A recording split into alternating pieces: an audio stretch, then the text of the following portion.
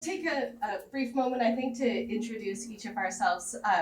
Mustafa, thank you for your words and thoughts and the concept of it's okay to not be okay. As we lean head on into the climate crisis, we face a lot of challenges in mental health and grief. And how do we cope with that? And how do we sit with that? So that's what we want to try to address a little bit today. I'm Ann Getson. I'm a family doctor in Milwaukee, Wisconsin, and one of our CU fellows. Hi, my name is Alexandra Perkins. I'm a pediatrician from Seattle, Washington. I'm Gail Kuklis. I'm an emergency physician. I'm also one of the fellows. I'm Nisha Shah. I'm a hospice and palliative care physician and also one of the fellows. All right, let's try this. So in regards to mental health and climate change, the experts have basically laid out three basic tenets that we think about. The first is the acute impacts of an extreme weather event contributing to PTSD or acute anxiety and depression. The second is more chronic mental health impacts that come about when you've lost your home and you've been displaced, or you've lost access to the medications that you need to take care of your underlying mental health illness. And then the third is population level impacts. And when I talk about that, I usually refer to things like eco-anxiety, which is the overwhelming anxiety that some of us feel when we witness the impacts of climate change unfolding. Another one is solastalgia, and that's what our focus is today. So much of who we are is made up of what we love. Usually when you make a statement like that, we think about the people that we love.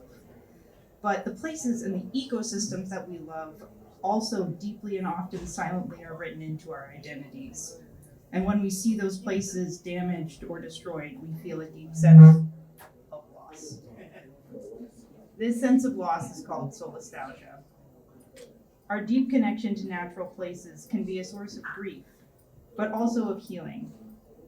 If we lean into our love of the natural world by engaging in nature-based solutions, such as ecosystem restoration, we will heal both the world and ourselves. We talk a lot about climate change at this conference. What you may not know is that the United Nations has declared 2020 to 2030 to be the decade on ecosystem restoration, which is also a critical climate change solution.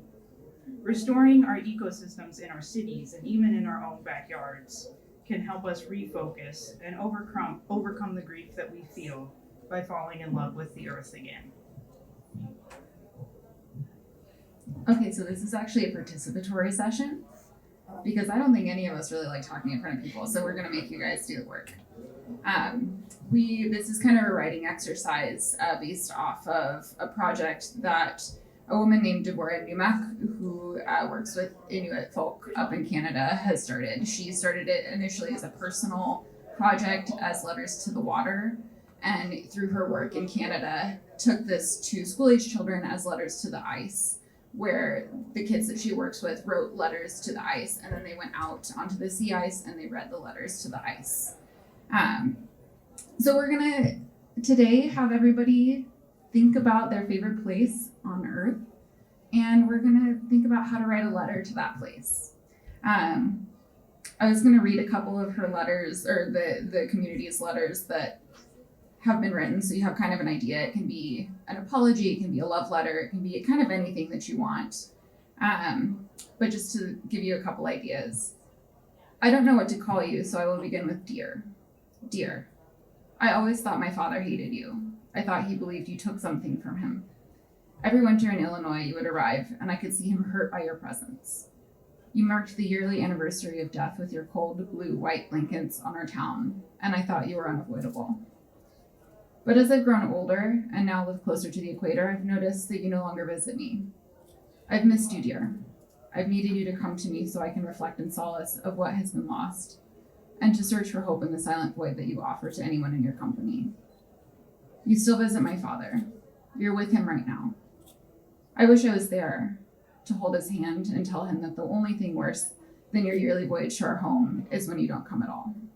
Be well, ABR. And then another one. To the ice that both suspends life and allows life.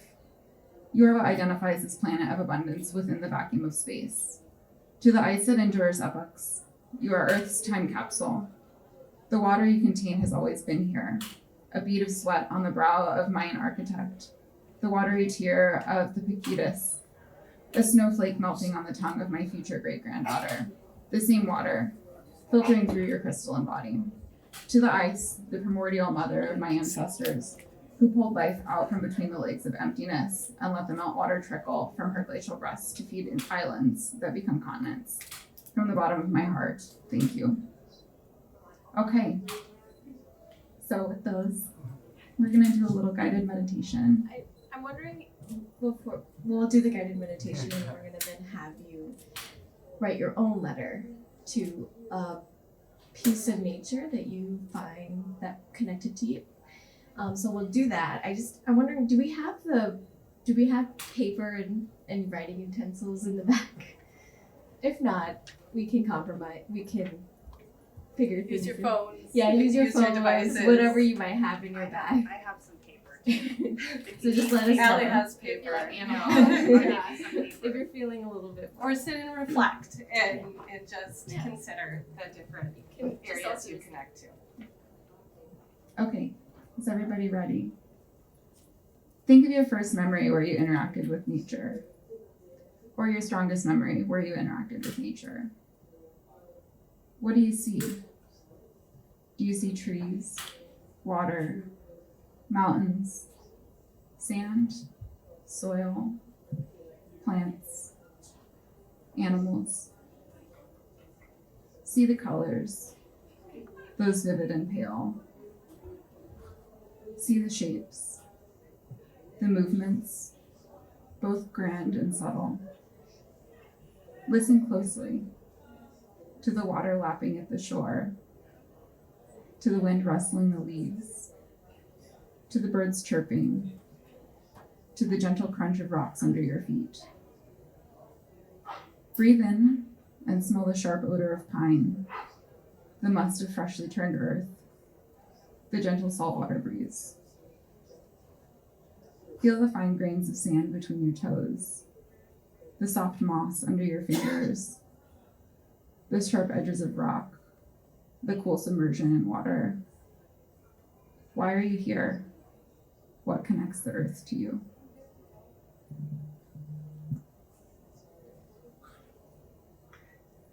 Thank you so much, Gail, for leading us and starting us in that process. We had a link, I'm not sure if it's going to work, to try to play a music video that gets at some of the process we're talking about as well. So I'm not sure if we're able to play it. We'll see if we can stream it because we don't have it downloaded, but I'll explain a little bit about it. Yo-Yo Ma, Patagonia, and Quinn Christopherson came together at the melted area that was once the mouth of Exit Glacier in Alaska. And the initial concept behind the song was a requiem or a remembrance for what's been lost. But in that process of remembrance and grieving, I think you'll find there's some hope that's been identified as well. And so we'll go ahead and play that while you can sit with your thoughts and reflect and take in this music piece that is also like that experience of writing your own letter and connecting. So as we've had some time to now reflect, does anyone want to share what their letter would be? Or even just some thoughts?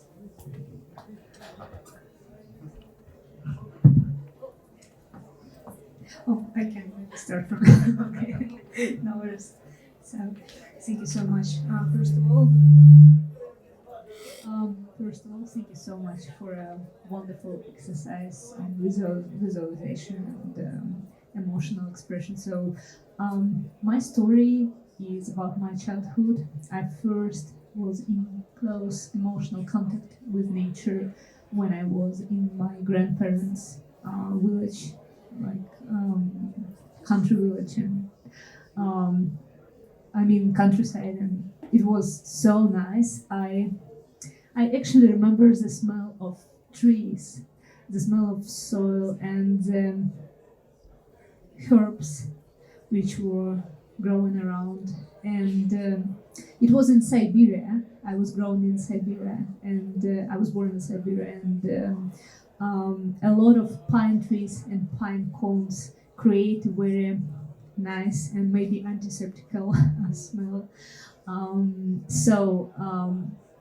My parents always taught me, and grandparents always taught me, you should treat to nature with kindness as to a live creature, to a live thing. And the feeling of calmness and peaceful around the greens, the lonely place in which I can have some rest, was my, I think, the best childhood memory. Thank you. Thank you so much for sharing. And that's such a powerful message. You know, nature treating nature with kindness. And, that was beautiful. Thank you. Anyone else?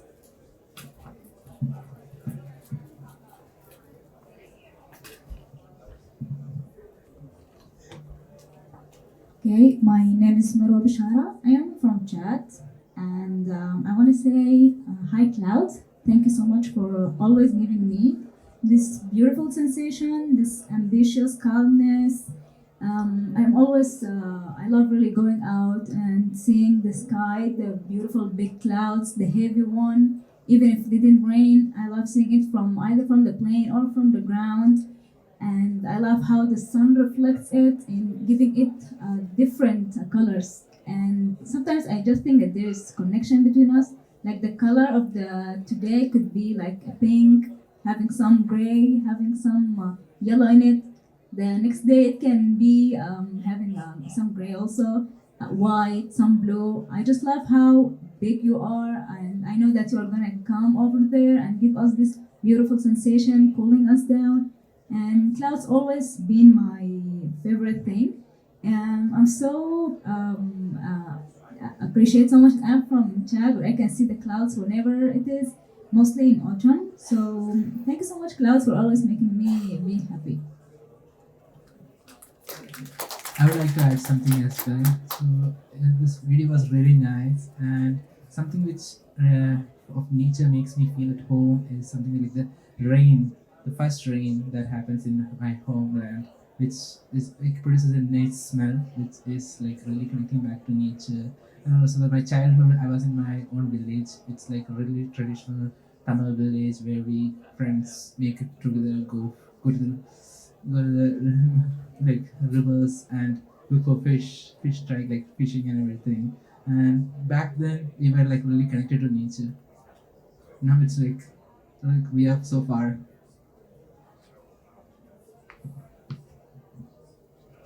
Yeah, thank you so much. Those are all just powerful memories that reconnect us to nature, and then is there a way for us to, like we've tried to reiterate, cope with the despair we feel from losing some of those things due to climate change. Any other thoughts, last thoughts, or would like to share a letter? Questions?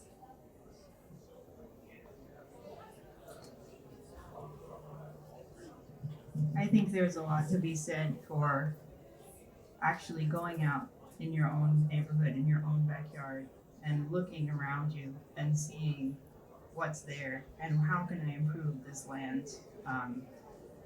Just going and starting to educate yourself, like, oh, these are plants that really shouldn't be here, and these are plants that should have been here a long time and they need help, and I can do that. And that provides so much personal healing, because you feel that you are concretely making a difference and that you can see the forest grow, and it's of your own actions that is happening, and that is so restorative. All the climate stuff that we do is really for that reciprocal relationship. It's to bring us back to a place of peacefulness and harmony with our natural world. And so I would just invite you to learn more about that and start actually practicing that in your own daily lives if you can, because I think, at least for me, it's been a huge ballast in a world that seems to be totally out of control, you know, and I think that we do all of what we do basically to maintain that relationship.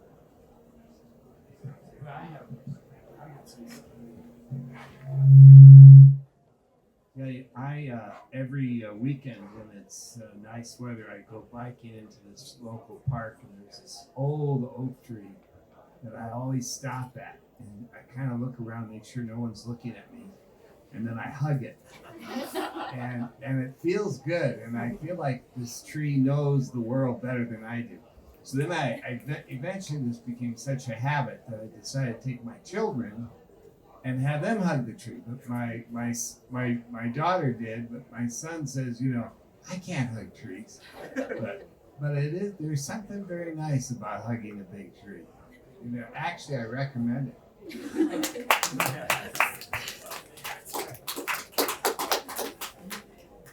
Thank you for that perfect conclusion, and I think we should find some trees that we can hug and keep that connectedness going. So thank you, everybody.